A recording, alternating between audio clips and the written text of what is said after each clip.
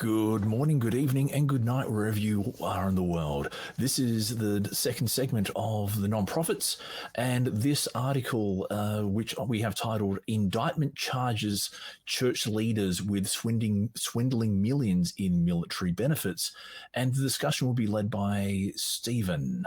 Stephen, take it away. Yeah, you bet, Damien. Thank you so much. Federal prosecutors say church leaders in Georgia turned more than $23 million in veterans' education benefits into their personal slush fund. House of Prayer Christian Churches of America founder Ronnie Dennis and 7 other leaders were arrested and charged with conspiracy to commit wire fraud, bank fraud, and other related offenses recently. Prosecutors say that Dennis set up churches and seminaries near military bases with a goal of targeting and exploiting veterans. This would allow him to leech off of their federal education money while delivering little more than Bible studies in return. Prosecutors add that the church would then falsify mortgage applications and power of attorney documents with their students' information in order to buy houses, which they would then rent to church members and seminary students. This scheme is reported to have netted millions of dollars over the past 10 years, which was then allegedly funneled into the personal expenses of Dennis and other leaders. This story is from AP News by Russ Bynum, updated September 11th, 2025. Thank you very much, Stephen. And I did forget to add that this discussion will also be with Flabbergasted. And actually, very appropriate that Flabbergasted is here, given he was a serving veteran, because I think right now will be a great time to discuss what a GI Bill is, how it works, just so we can get some context about what has been alleged here. So, yes. Flabbergasted, could I get you to go into some detail here so we can all understand? Yeah, of course. So the GI Bill is effectively a veteran's benefit provided to people who serve in the U.S. military. The entire purpose of this benefit is to give serving members a pathway in education so that way they can be successful and have a life outside of the military, regardless of how long they serve. So if your contract includes the GI Bill, then you get those benefits once you're done with the military, whether it's 4 years, 6 years, 8 years, whether you retire all the way through. And it's basically to pay for colleges or vocational trainings. It can also be used for like apprenticeship trainings. It has also been approved for less official types of trainings in the past, like correspondence courses, certification exams, entrepreneurship trainings, things like that. But effectively, it's about education, making sure that people who join the military also can have access to an education while they're in or when they're finished, generally when they're finished. And that's the whole purpose of it. And so, yeah, I have lots of thoughts about how it's being used here. That's what the GI Bill is. And Flabbergasted, it's good that you made the point, because I was going to ask, is it only applicable to people who have finished their time in the military? But I think you just said that it's applicable to people who are currently serving their time as well. So it's while you're in the military, there are some programs that will pay for like education while you're serving that are separate from the GI Bill. Sometimes people will use the GI Bill while they're serving as well. There's some variation to that.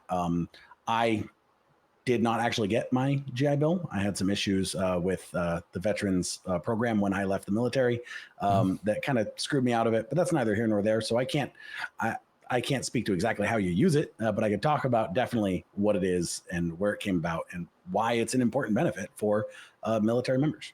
And how much does a GI Bill cover?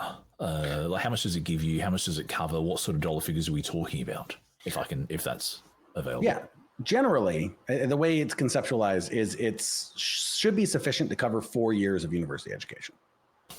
Even at American prices? At American prices. Holy she's full. Now the thing is like if you go to a really good school, that's going to be worth more than if you go to a community college. And there are like limits to it and such. I don't know all those limits off the top of my head, but the general concept of it is it's sufficient for 4 years of education. Okay, so you could actually like make a decent fist, like get a real decent education. Yeah, you can get it. You can get a full bachelor's degree on it, 4-year education. Some people have also used it for master's or doctorate programs if they already have a bachelor's. So yeah, it's continuing education. It's And I think you touched on before as well, and it's not limited to any type of educational institution. So you could go to like a big name university or to a community college. Yes. And again, you can also use it for vocational schools. And as was done by the perpetrators of the scheme in this article, it can also be used for unaccredited organizations who aren't actually providing education, which is part of the problem. But yeah. And I do want to preface this discussion with the fact that we cannot presume guilt here. These people have only been charged and will presumably file. Just want to preface the discussion with that. But Stephen, you are leading the discussion here, and you have the details. So could you go into a little bit more about this? And I did read something that Ronnie Dennis, who's the main man, has been charged. That may not even be his real name. Right? Isn't that delicious? Yeah, we don't know exactly who he is. He has, I guess, some form of background that says Ronnie Dennis, but we don't know. It could be that is an identity that he has stolen from someone else. Yeah, the idea is that Ronnie Dennis, they broke off from a different church with a similarly long, convoluted to our ear name, and he set up these churches and seminaries specifically near military bases so that he could target veterans and then submit false paperwork so that his sham schools could then accept the funds, these GI bills, while providing little more than Bible studies. So if the VA is doing its job correctly, which we're going to assume that it, I guess, was trying to, then his basement Bible study school in the church basement wouldn't have qualified. But because he had already set up all these alternate methods and phony paperwork was submitted, that is why they were able to pull a fast one over on the VA department for 10 plus years in order to get access to these funds that should not have been made available to them. And like the kicker is that this isn't a victimless crime, because these veterans who are wanting to, come back into civilized world and want to be starting a civilian life and wanting an education in order to help them, further down that path. Once those funds are spent, they don't get more of them. Once they're gone, they're gone. So they're pouring all of this money into these sham colleges and just getting the just really pitiful, abysmal Bible study lessons in return. And there's no accreditation, there's no paperwork. This isn't going to help them land on their feet in the civilian world afterwards. And on top of all that, in case offering a phony school isn't bad enough. And I swear, every time I'm recording with the nonprofits, there's just another, safeguard in education is being torn away. In case that isn't enough, then they're also taking this information and they are forging bank documents and performing property fraud, mortgage fraud, to buy properties that they are then renting back to their church parishioners and to these seminary students. And it's just one deceit over another. It's wild. I'll just quickly jump in and say these are just allegations, and they have been charged, and these allegations have not been proven. So yeah, we can say if these allegations are true. So I do want to preface that, because I know in the Australian legal system you cannot presume guilt. It's one of those things. But in America, you can. Sorry. Sorry, I interrupted. That was rude. I said in America you can. Well, America, given whatever the fuck you want. Given our international audience, yes. So, this is interesting. And reading your notes here, you've got in here, I should be surprised that the VA system allowed this to happen. Give us a little bit more context behind, I suppose, VA is Veterans Affairs. Veterans Affairs, yeah. So, and what challenges do you see with that system that allowed this alleged fraud to happen? It's the fact it's horribly underfunded and under respected.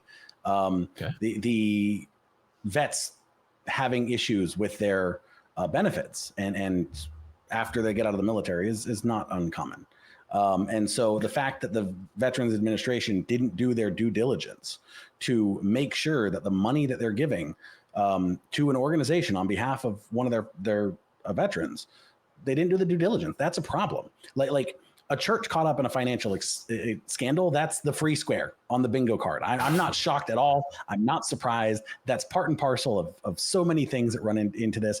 But I would expect an organization that is built to make sure that veterans are taken care of would do that, and they didn't. And that's distressing. That's problematic. But it is also part and parcel with the fact that vets in this country, especially, I can't speak to Canada, I can't speak to Australia. I think you guys have militaries. I'm not sure. I thought America fought all the wars everywhere all the time.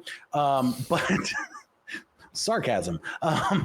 But ultimately, you would expect that they actually are doing these things. Like vets join the military, some of them for these benefits. Like people, I came from a very impoverished background.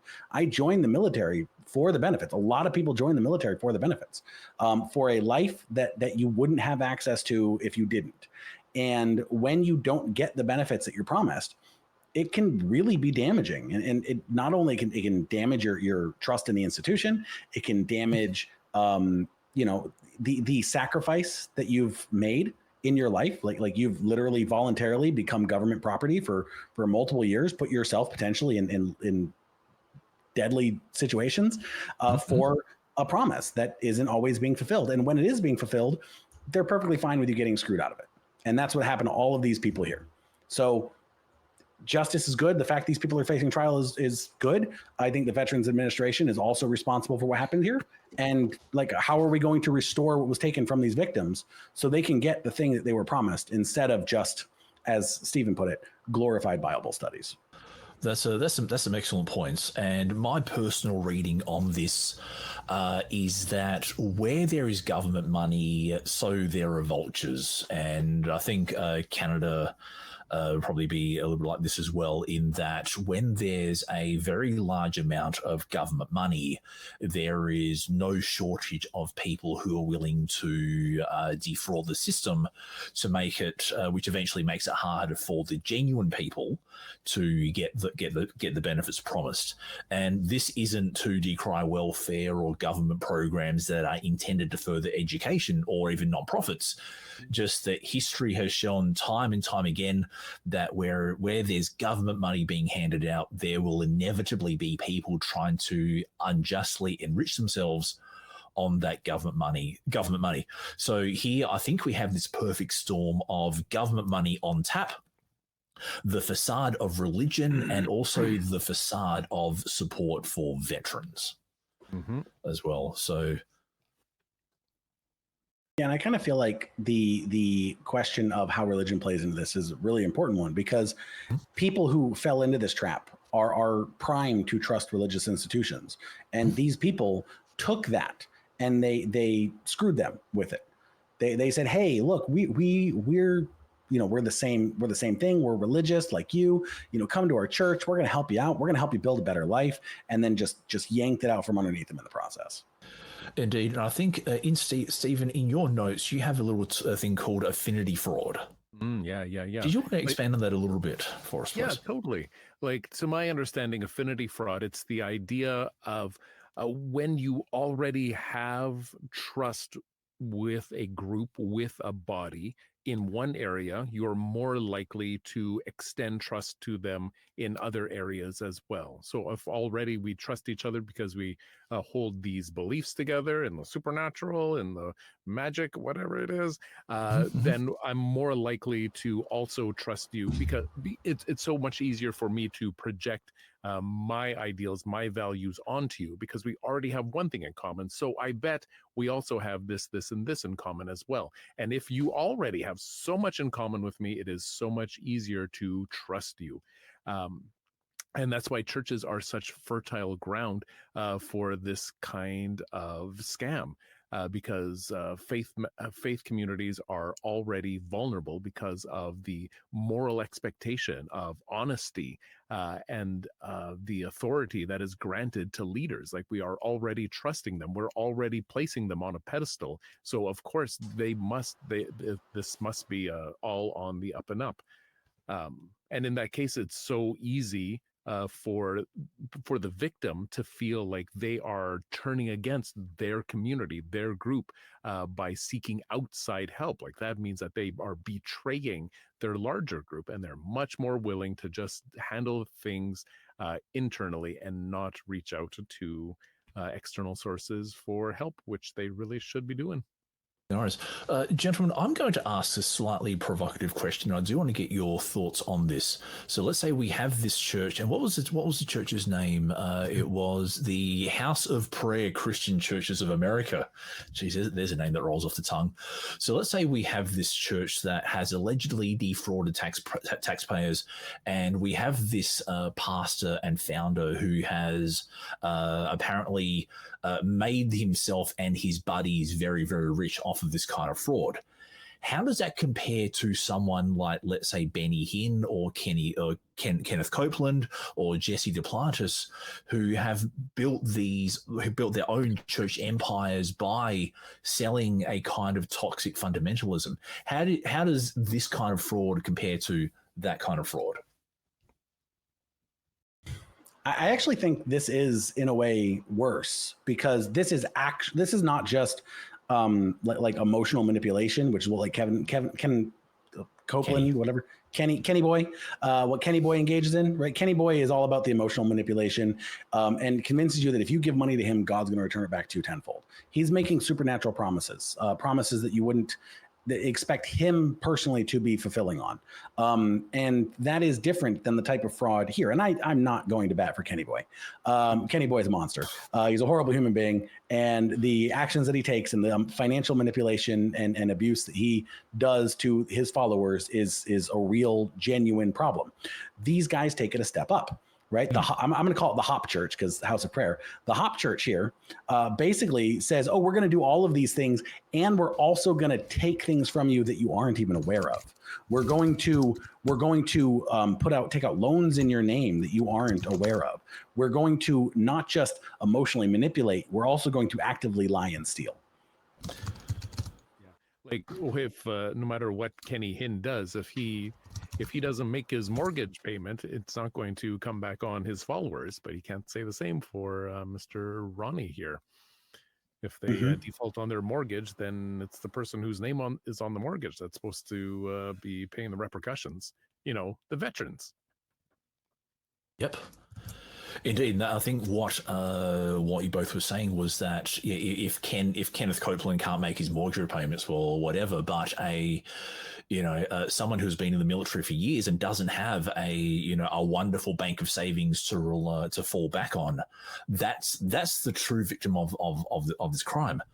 And I suppose be thankful that this fraud has been uncovered and that the authorities are doing something about it. But in your notes, Flabbergasted, you had that who is going to restore the justice for these people, and you said God certainly isn't. Yeah. So you wrote because I doubt God will make whole for what his followers took in his name. Yeah, exactly. Right. Like this is these veterans have had their benefits stolen from them, their credit stolen from them, because I think, to point on the thing you were previously saying, it's not just that these victims were tricked into buying houses. The church was buying houses in their name, falsifying mortgage applications that they are now financially responsible for, will negatively affect their credit, will negatively affect their finances if the church itself doesn't pay for them. Now, how are these victims going to be made whole? We talk about justice, and this is the process that we're in, the starting process of them getting justice, but this is going to be punishment. These people are going to be punished, and they're not going to be able to at least through the normal processes, I don't think, restore the benefits that were stolen from these victims, the credit impact that has on these victims, the years of harm that these victims are going to suffer as a result of this. God's not going to do jack to make sure that these people are made whole again, right? So who is? The church isn't. They're going to lose everything. And so that's what I was saying earlier. The Department of Veteran Affairs is also culpable in this. Then they need to step up. They're not going to, but they need to. And I think this is like with all government enforcement agencies that are underfunded, in that there is an implicit trust that we as the general populace give them and we expect of them. But if they don't have the funding or the training or the personnel to do their job effectively, then this is what happens. And if I can go on for a little bit more, I'm actually reading the IRS media release about this, and it's actually interesting in that I'll very briefly read over one of the paragraphs. The defendants are also accused of exploiting military personnel by recruiting them into the church, directing them to enroll in HOPBS, and then using their Veterans Administration benefits to funnel money into church-controlled accounts. Leaders allegedly disguise payouts to themselves as expense reimbursements, love offerings, and similar terms, while also using fraudulently gained funds to pay credit card bills for the defendants. The indictment further describes how leaders maintained a list of ex-HOPCC traitors, humiliated members for perceived rule violations, and restricted contact with family members who left the church. So this is almost a cult. Yes, I have to say, because if you keep a list of traitors, then you're essentially running your own fiefdom, your own little kingdom, where you have unjustly enriched yourselves, but you're also waging a persecution campaign against others. Yeah. Well, and especially the bit about controlling who you do and do not contact with. That's a huge red flag. That's a cult. Yeah. And it's a cult. Not even almost cult. That's cult. Never go full cult. But gentlemen, do we have any final words before we wrap up this episode? Like the mortgage, the bank fraud notwithstanding, like these church, quote unquote, these cult leaders put forth that this is what they're putting on offer. This is what they are serving up, and people signed up for it, and like there's always going to be people that are looking for a leader, right? There's always going to be people who want to be a part, and people that are like willing to be primed to be manipulated and to believe what someone wants to tell them. And is there a place for saying, yeah, you got burned because you are not, it's not our fault that you're dumb, is a harsh way of saying harsh words. What is our societal role in shepherding people who fall into these kinds of traps? What do we owe folks who are willing to say, oh, okay, yeah, I'll sign up for your basement Bible college? What do we owe these folks? I think Bible college sounds kind of cool, right? I'd sign up. I think an important distinction here is, I think the distinction that I made between Kenny Boy and the Hop Church here, right? And that is that for people who go into financial like difficulty because they donate all their money to Kenneth Copeland, right? I feel bad for them, but also, yeah, it's kind of a dig your own grave scenario. What these people have done, they've gone a step beyond that. And as a society, there is actually something that we should be doing. They are violating the systems. They are actively going through fraud steps. They're lying, they're cheating systems blatantly, not like being a little manipulative, not emotionally manipulating you, not convincing you to give them money, right? These guys aren't just con men, they're con men and burglars. And when you fall for a con, like I feel bad for you sometimes. And like I don't want to victim blame. It's not your fault. But if you voluntarily handed something over because of a lie someone told and you bought into that lie, like there's not much as a society we can do. But when you've been burgled in the process, now we can, and we should. There's some very interesting words, flabbergasted, and thank you for watching and listening. And if you want to hear more from the nonprofits, click on the link somewhere in this vicinity down or in the corners around there.